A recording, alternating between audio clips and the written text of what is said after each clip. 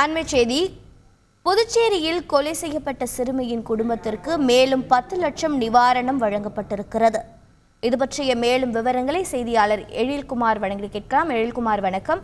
ஏற்கனவே 7 லட்சம் ரூபாய் நிவாரணம் அறிவிக்கப்பட்டிருந்தது. தற்போது மேலும் 10 லட்சம் ரூபாய் நிவாரணம் அறிவிக்கப்பட்டிருக்கிறது. இது பற்றிய கூடுதல் விவரங்கள் என்ன?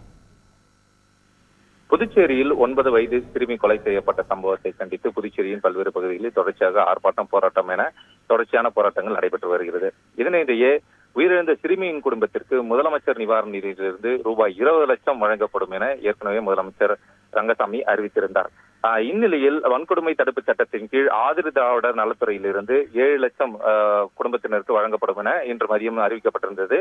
இதனிடையே எதிர்பாராத மரணத்திற்கான தொகையாக ரூபாய் 10 லட்சம் தற்பொழுது வழங்கப்பட்டுள்ளது. ஆக மொத்தத்தில் உயிரிழந்த சிறுமியின் குடும்பத்திற்கு முதலமைச்சர் நிவாரண நிதியிலிருந்து ரூபாய் 20 லட்சமும் ஆதிரி திராவிடர் நலத்துறையிலிருந்து 17 லட்சம் என ஒட்டுமொத்தமாக சிறுமியின் குடும்பத்திற்கு 37 லட்சம் ரூபாய் வழங்கப்பட உள்ளது குறிப்பிடத்தக்கது.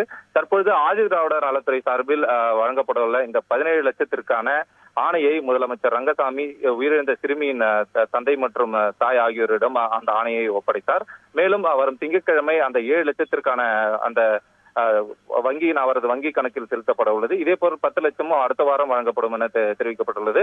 மேலும் முதலமைச்சர் அறிவித்த இந்த 20 லட்சம் நிவாரண தொகையானது அடுத்த வாரத்தில் வழங்கப்படும் எனவும் முதலமைச்சர் அலுவலகம் தகவல் தெரிவித்துள்ளது. தகவல்களை வழங்கியதற்கு நன்றி எழில்குமார்.